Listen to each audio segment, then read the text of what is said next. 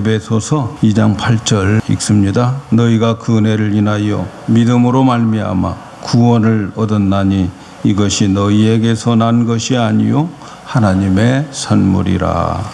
은혜로 사는 자들, 이렇게 제목을 정하고 함께 은혜를 나누기를 원합니다. 기독교를 표현하라고 하면 은혜의 종교다, 이렇게 한마디로 표현할 수가 있습니다. 여러분, 기독교인이 되려면 교회에서 말하는 은혜가 무엇인가를 알아야 돼요. 은혜가 무엇인가? 한 문장으로 말하면 받을 자격이 없는 자에게 무상으로 받는 것, 이것이 은혜입니다. 받을 자격이 없는 자에게 무상으로 받는 것, 이것이 기독교의 은혜라고 말할 수 있어요. 그래서 기독교인들은 이 은혜가 있어야 기독교인이 됩니다. 이 은혜가 있어야 믿음이 생기고 그 믿음으로 구원을 받고, 그래서 이 모든 은혜가 먼저고 그 다음 구원, 그리고 평강이 우리에게 넘치게 되는 거죠. 세상의 모든 종교들은 행위를 굉장히 중요하게 생각하죠. 그래서 그 어떤 행위의 대가로 복을 받으려고 그러는 거예요. 선한 일을 한다거나 우상에게 절을 한다거나 이렇게 어떤 공을 쌓아서 복을 받고 어떤 공력을 쌓아야 죽어도 좋은 곳에 간다, 이렇게 생각하는 거죠. 그래서 이 모든 행위는 궁극적으로는 자기를 위한 거예요. 자기를 위한 거.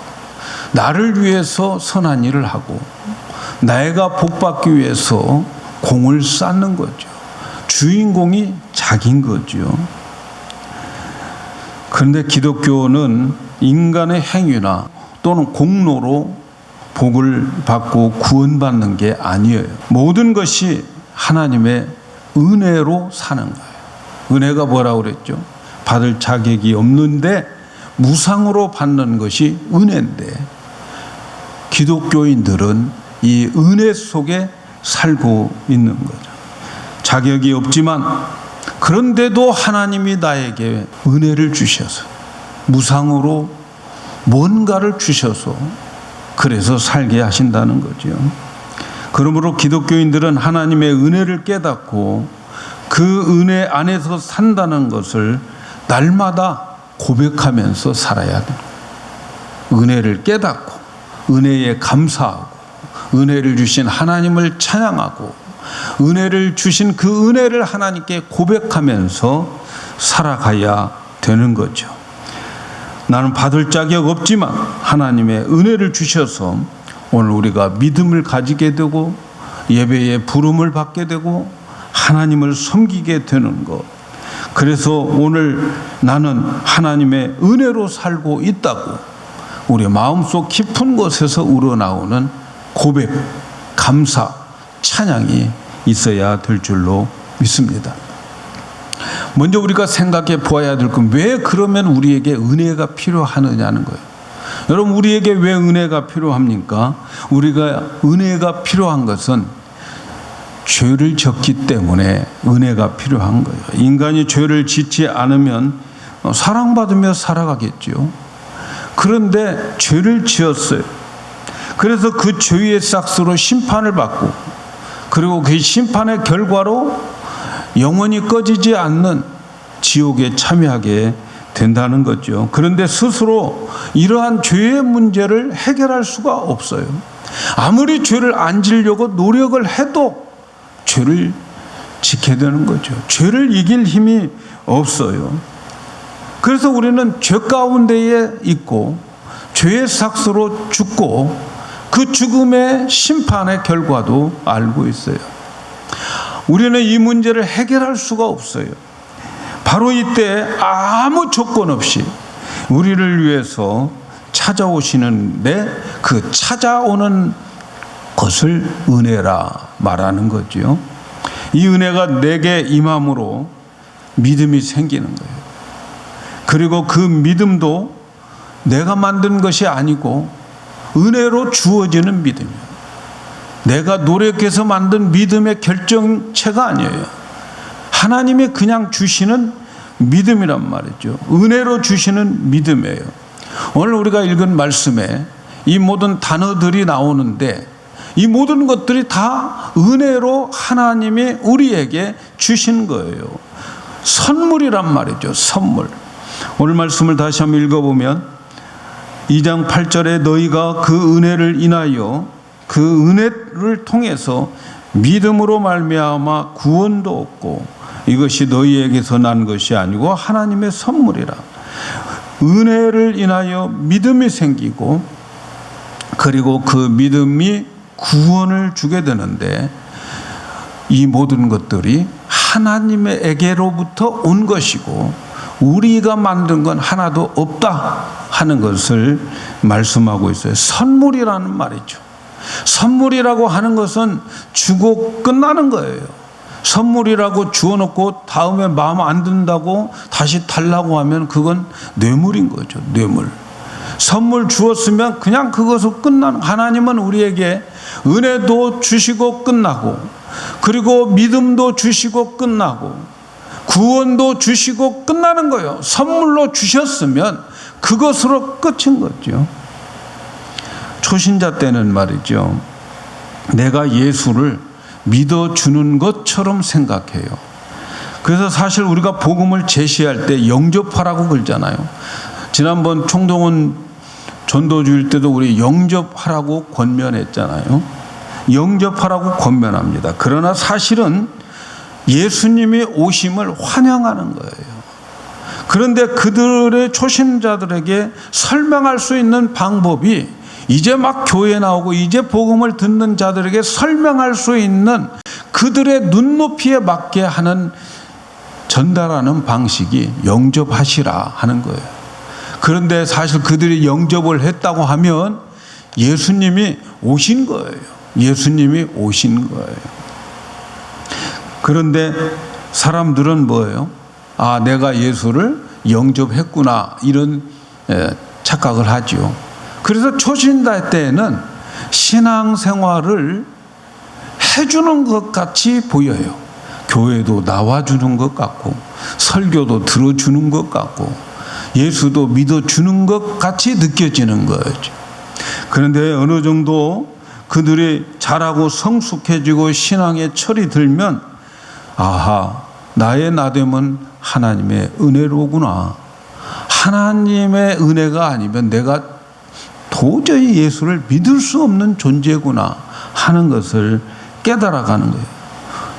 내가 예수를 믿고 난 다음에도 계속 죄를 짓고 있는 나의 모습을 보면서 이런 나에게 정말 예수님을 믿게 하고 그 믿음으로 영원한 생명을 주시는 그것은 이건 하나님만이 나를 은혜로 주셨다 이렇게 설명할 수밖에 없는 거지요. 그래서 나의 나됨은 바울처럼 하나님의 은혜다 이렇게 고백을 하는 거죠. 우리는 가끔 착각을 합니다. 그것은 어떤 착각이냐면 하나님이 우리를 위해서 예수님을 이 땅에 보내주셨어요. 그런데 그 보내주신 그 예수를 내가 믿음으로 구원받았다라고 착각을 하는 거예요. 내가 믿어서 구원받았다. 그런데 저 사람은 하나님이 보내준 그 예수를 안 믿어서 구원을 받지 못했다. 여러분 어떻습니까? 어떻게 생각하면 맞는 말인 것 같잖아요. 그러나 이건 맞는 말이 아니에요. 왜 맞는 말이 아닐까요? 제가 설명을 드릴게요. 이건 기독교의 교리는 구원의 근거가 내게 있으면 안 되는 거예요. 하나님이 보내주신 예수님을 내가 믿었기 때문에 내가 구원받았다. 이건 기독교의 교리가 아니에요. 대단한 착각이죠. 내가 믿어서 구원받았다라고 하는 것은 믿음의 근거가 나에게 있는 거예요. 내가 안 믿으면 구원 안 받지. 이래서 알미니안 계통의 신학이 나오는 거죠. 내가 믿었기 때문에 구원받았다. 저 사람은 안 믿었기 때문에 구원 못 받았다. 이건 맞는 것 같지만 기독교의 교리와는 한참 멀어요. 왜냐하면 성경은 우리의 존재를 죄와 허물로 죽어버렸던 존재라고 말하는 거예요. 에베소서 2장 1절에 보면 너희 허물과 죄로 죽었던 너희를 살렸다 이렇게 말해요. 자세히 보세요. 너희 허물과 죄로 죽을 뻔했던 너희를 살렸다입니까? 아니면 이미 죄와 허물로 죽어버린 시체를 살렸다는 이야기입니까? 어떤 것이 맞습니까, 여러분? 이미 죽어버려서 시체가에게 생명을 주어서 살려냈다는 거죠. 여러분, 시체가 말이죠. 너 예수 믿어라, 예수 믿어라 한다고 그 시체가 알아듣겠어요? 그 시체가 반응할 수 있겠어요? 도저히 반응할 수가 없어요. 시체는 반응이 없어요. 죄와 허물로 죽었던 사람들, 그 사람들은 예수에 대해서 보여줘도 알지를 못해요. 가르쳐줘도 듣지를 못해요. 왜? 시체니까. 이미 죽어버렸어요. 이미 죽어버렸어요. 그런데 그들에게, 죽어버린 자에게 아무리 예수를 믿어야 구원받는다 라고 외쳐본들 그 죽어버린 그 시체는 알아들을 수가 없고 반응할 수가 없어요. 그런데 하나님께서 은혜를 주셔서 그를, 죽은 자를 살려가지고 그래서 예수를 믿게 해서 구원시킨 것이 기독교의 구원의 역사예요.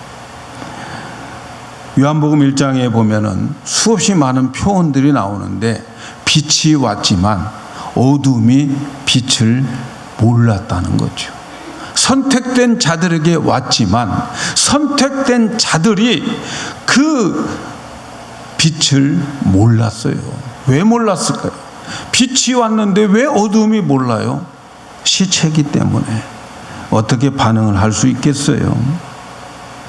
만일에 누가 예수를 믿겠다고 결심을 했다면 그것은 죽은 자가 결심을 한 것이 아니고 하나님의 은혜를 주어서 하나님의 능력으로 마른 뼈와 같은 시체를 살려가지고 예수를 믿게 해서 구원시킨 거예요. 바로 저와 여러분이 그 주인공들인 거죠. 믿습니까, 여러분? 우리는 우리의 능력으로, 내 의지로 예수를 믿을 수가 없어요. 그래서 하나님은 이 은혜를 우리에게 주시기 위해서 예수님을 세상에 보내시고 그리고 예수님을 십자가에 죽게 하셨어요. 그래서 하나님의 은혜는 예수로 말미암아 우리에게 오는 거예요. 하나님의 은혜는 예수의 십자가의 근거에서 우리에게 은혜를 주시는 거예요. 그래서 율법은 모세로 말미암아 주신 것이다. 요한복음 1장 17절에 그렇게 나와 있잖아요. 율법은 모세로 말미암아 주신데 율법은 죽게 만드는 거예요. 율법을 통해서 죄를 깨닫고 죄의 삭수로 죽는다 하는 것이 율법인데 그 율법은 모세로 말미암아 우리에게 온 것이고 은혜와 진리는 그리스도로 말미암아 우리에게 왔다 이렇게 말씀하고 있어요. 그래서 우리에게 은혜가 필요한 거죠. 왜 우리에게 은혜가 필요합니까? 우리가 죄인이기 때문에 은혜가 필요하고 그리고 그 은혜는 예수 그리스도의 십자가에서 우리의 모든 죄를 다 해결함으로 인하여서 우리에게 은혜로 되어지는 거예요. 그래서 예수님은 우리에게 은혜를 주시는 분이에요. 그래서 우리가 축도할 때 항상 예수님의 은혜로 우리가 축도를 시작하는 거예요. 성부 하나님으로부터 시작되는 게 아니에요.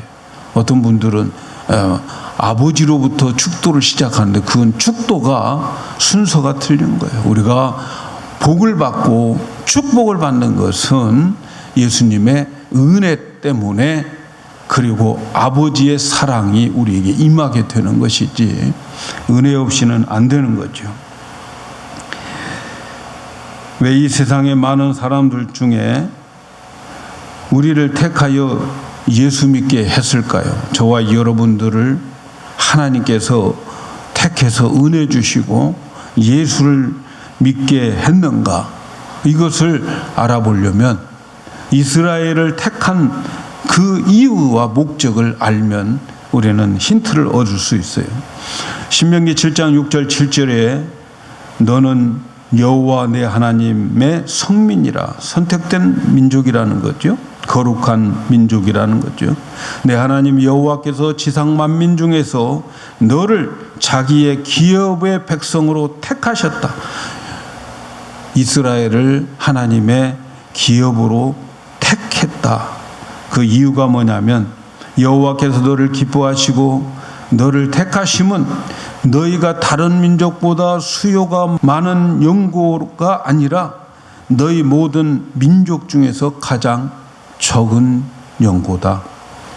왜 이스라엘을 택했을까요? 하나님께서 이스라엘을 택한 이유는 많은 민족 중에서 가장 작은 민족이기 때문에 택했다는 거죠. 그 이유가 뭘까요?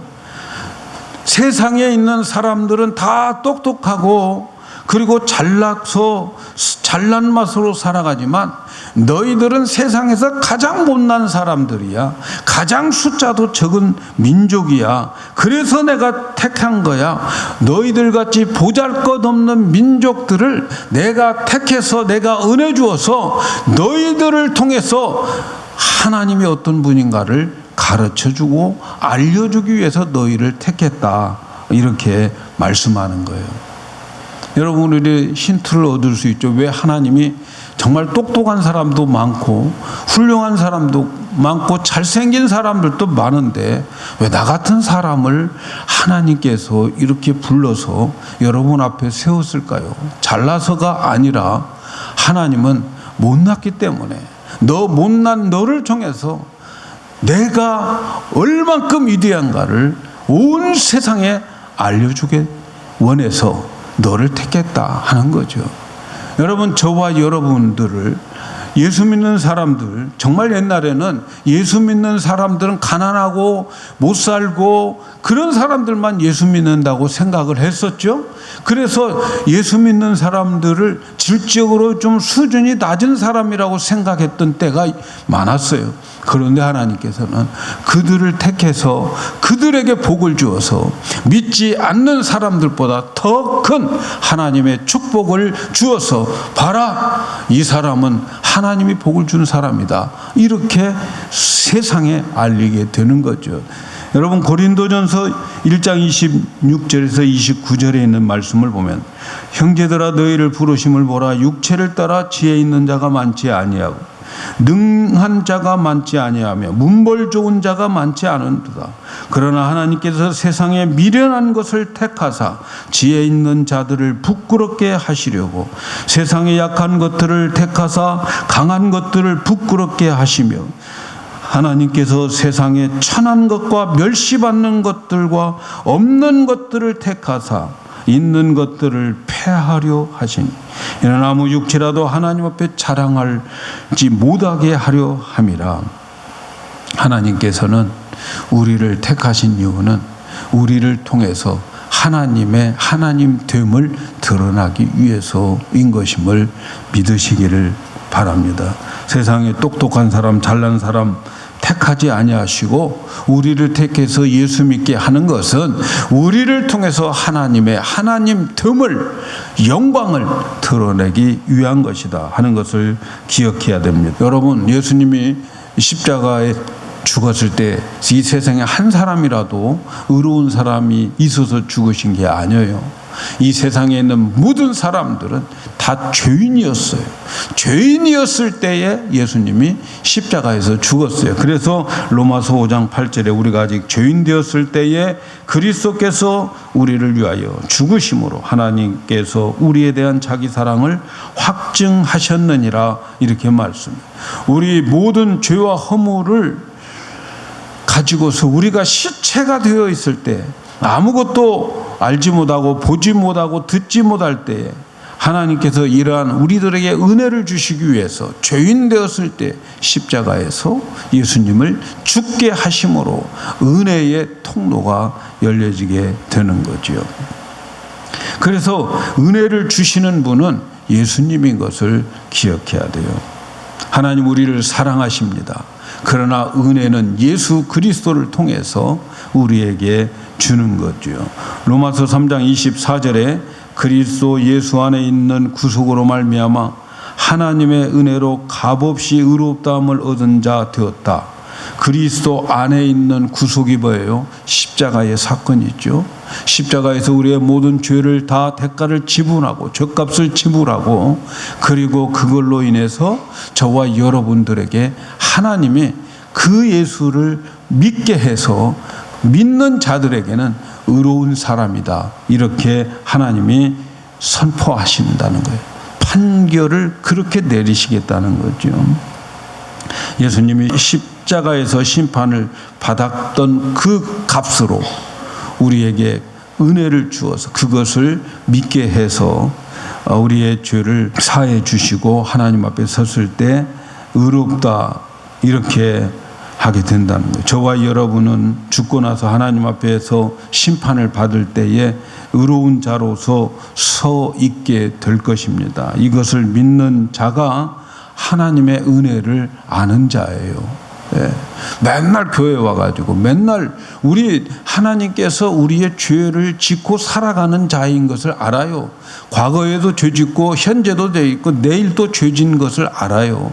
그럼에도 불구하고 우리에게 예수를 믿게 해서 예수가 너의 과거 현재 미래의 모든 죄를 십자가에서 다 갚았어, 이것을 믿게 하는 거예요. 어떻게? 은혜 주셔서.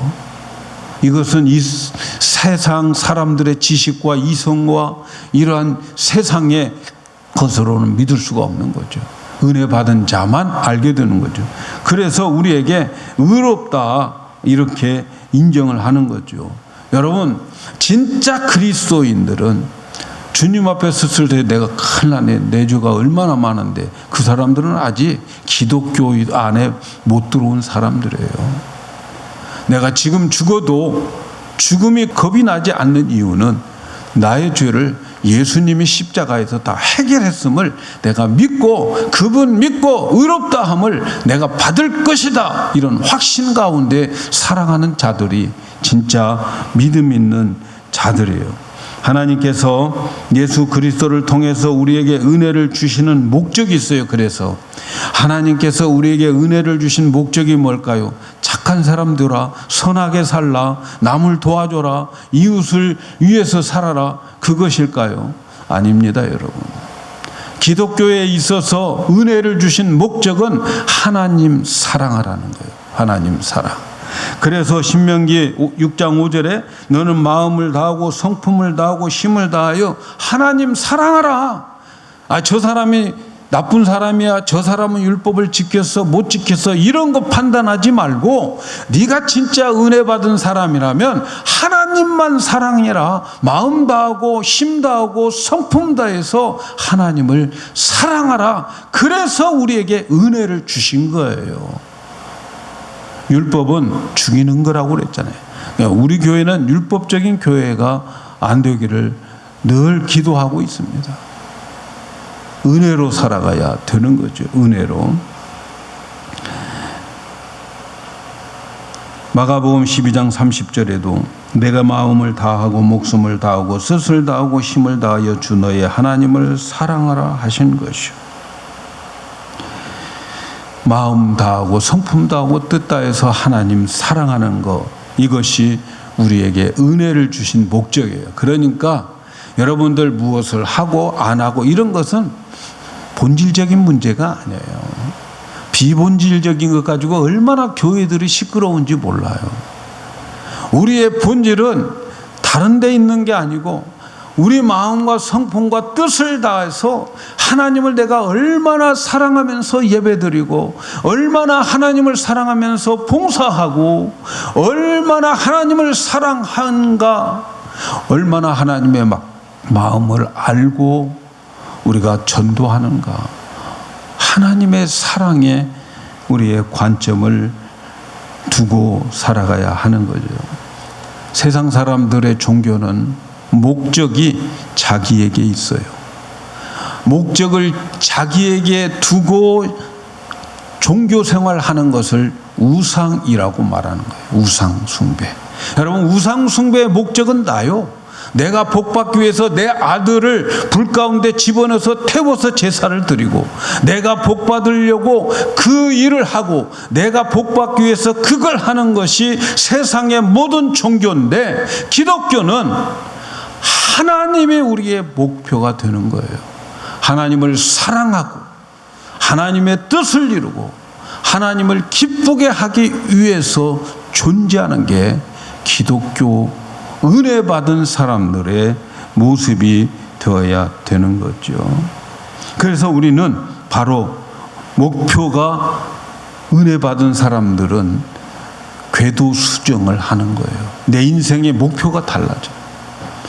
나를 위한 것이 아니라 바로 하나님을 위한 것이다 라는 것을 목표가 바뀌어지게 되는 거죠.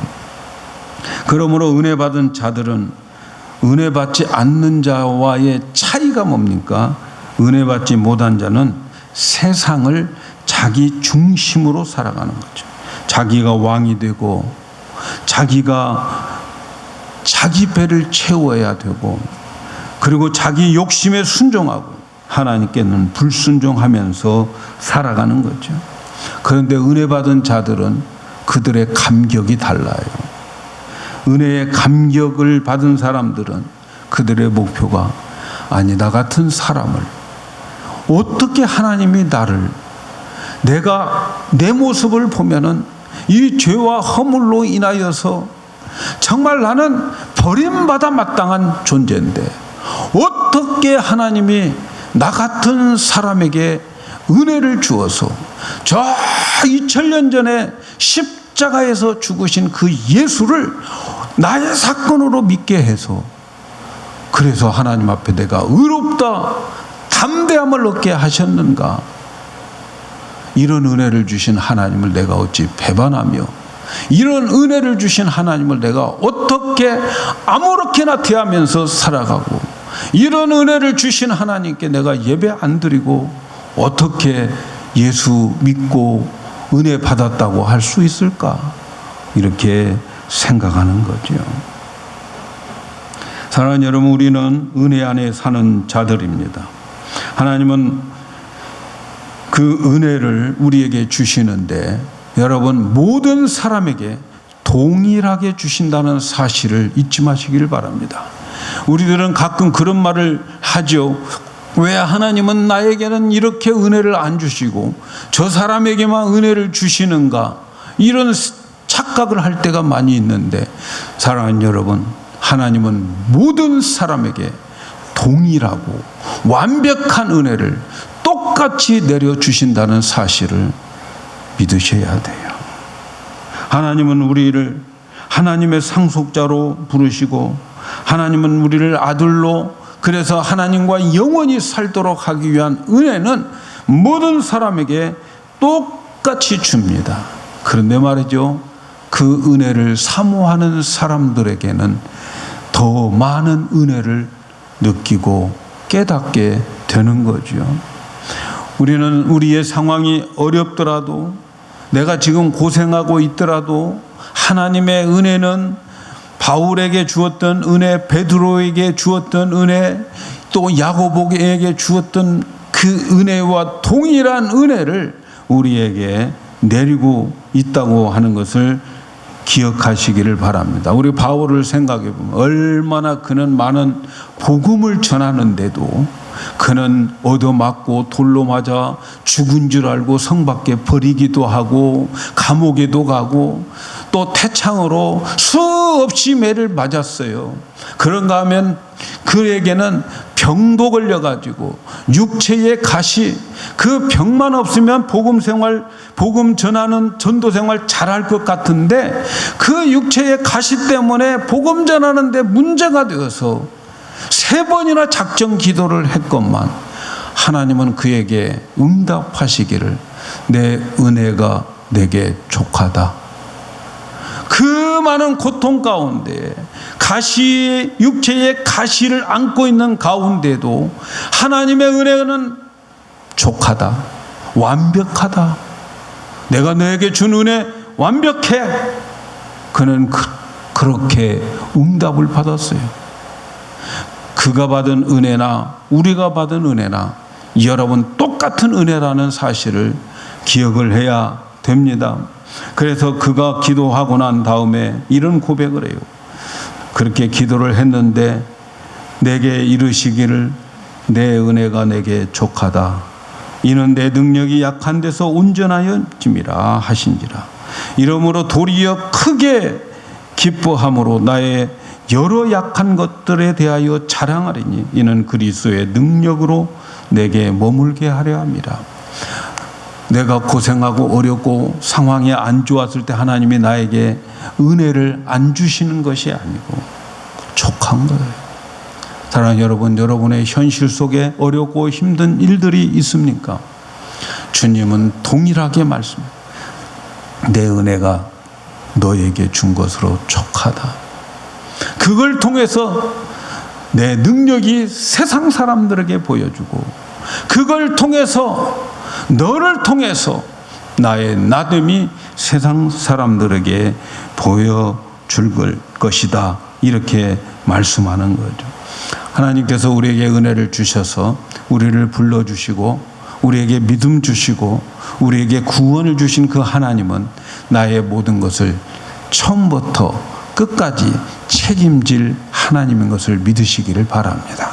나를 부르셨습니까? 여러분 예수를 믿고 있습니까? 하나님께서 여러분의 모든 인생을 끝까지 책임지고 이끌어 가신다는 사실을 아셔야 돼요. 그럴수록 여러분들이 해야 할 일은 뭐냐? 하나님을 더 사랑하는 거예요. 어렵습니까? 힘들습니까? 그 가운데에서 하나님을 더 사랑하려고 몸부림을 치셔야 돼요.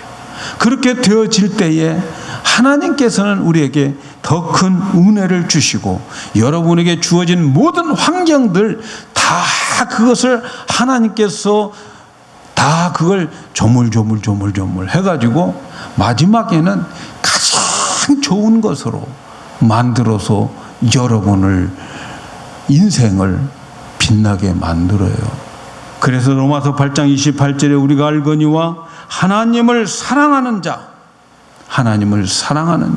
곧 그 뜻대로 부르심을 받는 모든 사람들에게는 이 모든 것들이 합력해서 선을 이루신다.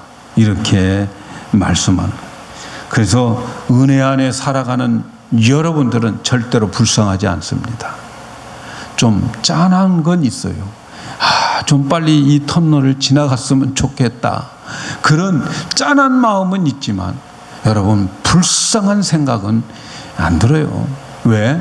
합력해서 선을 이루시기 때문에 그러는 거죠. 그래서 우리가 예수를 믿고 있다고 하는 것은 은혜를 받고 있다는 사실입니다. 아멘입니까? 여러분 예수를 믿습니까? 은혜 받고 있고 은혜 안에 있는 자고 절대로 그 인생 망하지 않고 하나님이 끝까지 책임을 져 주시는 여러분인 것을 기억해야 됩니다.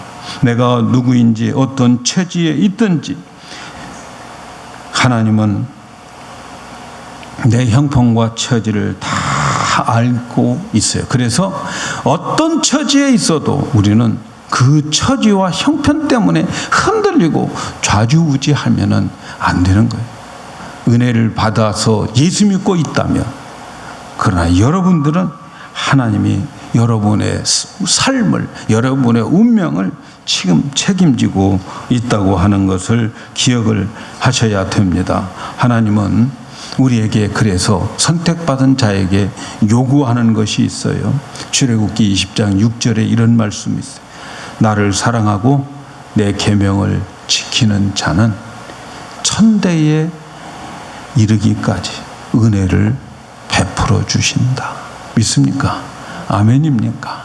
우리는 하나님의 은혜로 예수를 믿는 자, 예수를 믿음으로 구원받은 자, 그리고 우리가 주님 앞에 서는 날 의롭다고 인정을 받은 우리들, 이 사실을 안다면 너는 왜 그렇게 사냐, 너는 왜 그 성경대로 못 사냐, 이런 게 아니고 우리의 마음은 마음을 다하고 힘을 다하고 목숨 다해서 하나님 사랑하면서, 그렇게 사랑하면 나의 세대뿐만 아니라 내 후손 만대에 하나님의 은혜가 넘치고 은혜가 끊기지 않는 것, 이러한 인생, 이러한 은혜 속에 살아가는 우리 성도들 되어 있음을 믿고, 여름에 덥고 무덥고 내가 원하는 대로 안 된다 할지라도 짜증내지 말고 내가 은혜 안에 있음을 믿고 살아가는 여러분 되기를 예수님의 이름으로 축복합니다.